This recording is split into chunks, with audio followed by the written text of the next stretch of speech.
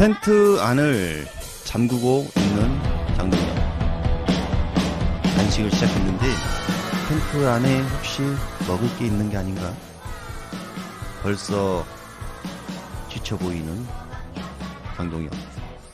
갤럽조사 대구 지역 국힘당 지지율이 마이너스 9%포인트가 폭락했습니다.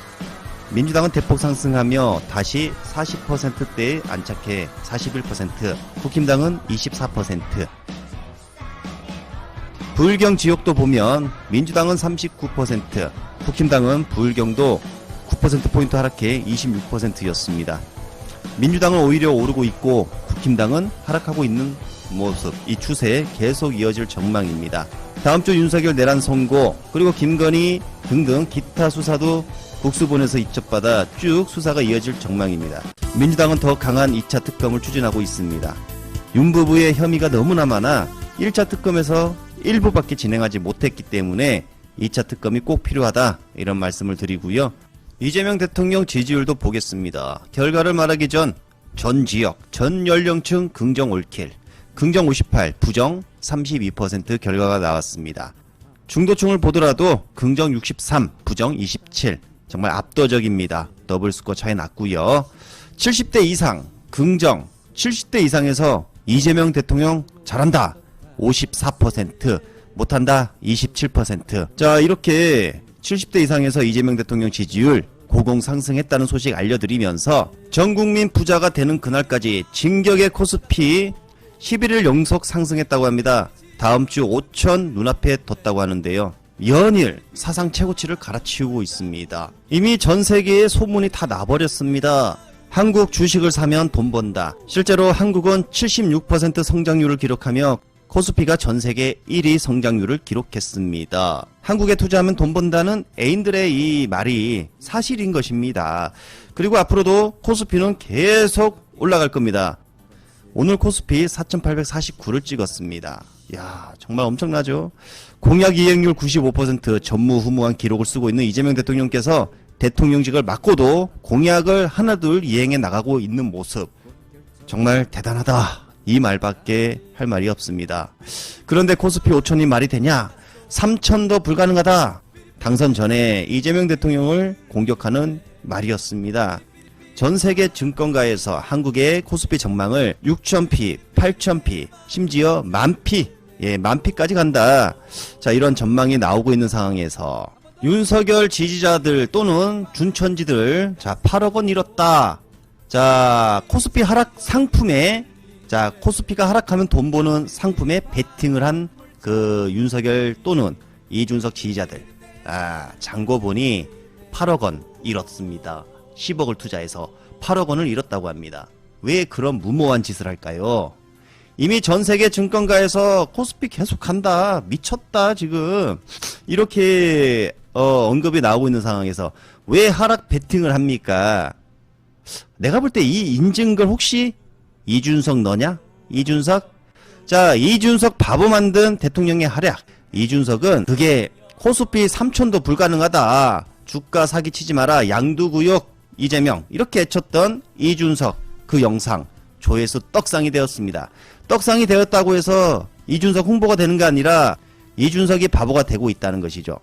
여러분 회사 주식 들고 있는 거를 이재명이라는 사람이 대통령 돼가지고 저 회사 이렇게 해라, 저렇게 해라, 본사 옮겨라 이렇게 하기 시작하면은 그 회사는 가치가 떨어질 수밖에 없는 겁니다. 앞으로 대한민국 경제에 심각한 위해를 가할 가능성이 있다는 것을 주변에 널리 알려줬으면 좋겠습니다. 이 이재명 후보 주식시장이나 투자에 대해서 얼마나 무지한지. 지금 대한민국 이재명 정부가 출범한 지 이제 한 달이 넘어갔습니다. 우리가 윤석열 정부를 통해서 경험했던 위기와는 또 다른 차원의 위기로서 대한민국에 작용할 것이라는 생각을 하게 됩니다. 지난 두 달여간 살펴본 이재명 정부는 두세 가지 측면에서 심각한 우려가 있습니다. 첫째는 경제와 주식시장 문제입니다. 지금 주식시장의 혼란은 대통령과 여당이 내세운 정책, 기대심리, 그리고 현실이 철저하게 괴리되어 있기 때문에 발생한 것입니다. 코스피 5천을 외치면서 반시장적 정책을 내놓는 것은 양의 머리를 걸고 개고기를 파는 양두구육일 뿐입니다. 시끄러 임마가 그냥 막 나도 모르게 나옵니다. 우리 사회에 그 어떠한 도움도 되지 않는다는 것 이미 증명이 되고야 말았습니다. 우리 천하람 원내대표가 청와대 가서 대통령께 이 특검법의 문제점에 대해서 이야기하는 순간까지 필리버스터 시간으로 계산해 주셔야 됩니다. 나쁘지 않습니다. 힘들어 죽겠습니다. 이 정도 하시면.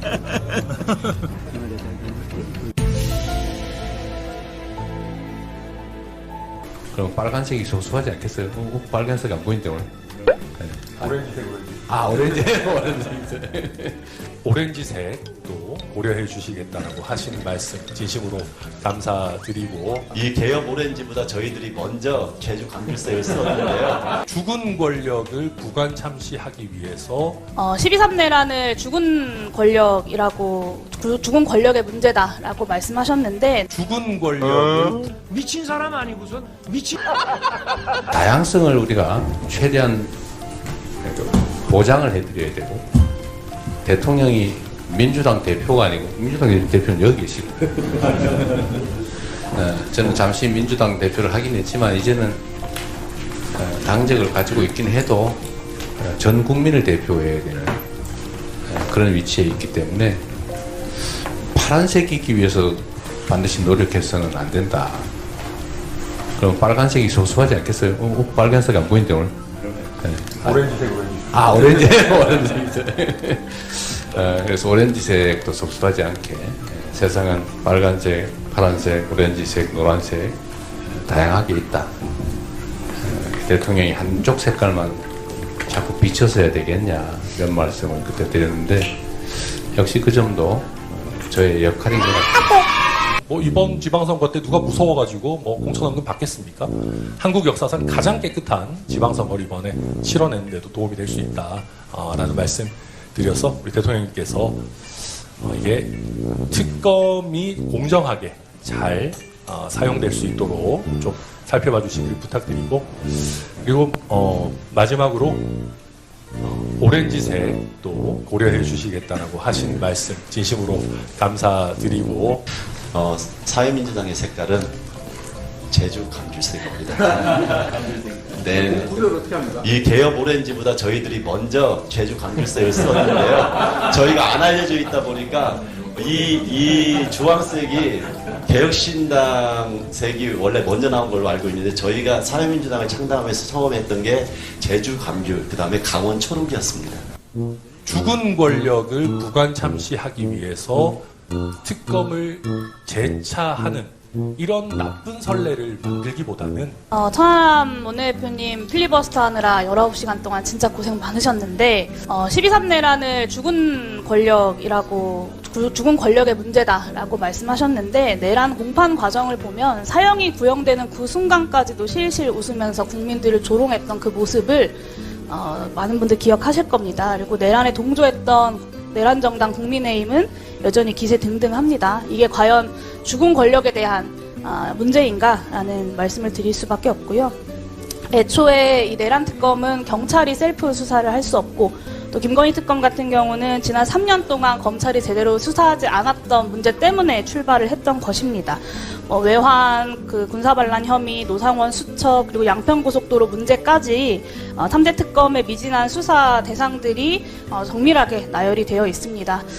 예산 문제도 말씀 주셨는데, 검찰 예산의 1% 정도도 민주주의의 회복을 위해서 쓰지 못할 이유는 저는 없다고 생각하고요. 개혁신당이 국민의힘과 공조하여 필리버스터에 나선 것은 개혁신당을 위한 선택이셨겠으나 정치의 본질은 국민이라고 생각합니다. 대한민국 민주주의를 바로 세우기 위해서 국회와 정부는 힘을 합쳐야 하고, 오늘 만남의 취지도 그런 것일 거라고 저는 생각합니다. 그래서 그런 부분을 더 깊이 오늘 여기에 참석해 주신 분들을 포함하여 천하람 원내대표님께서도 헤아려 주시기를 부탁드립니다.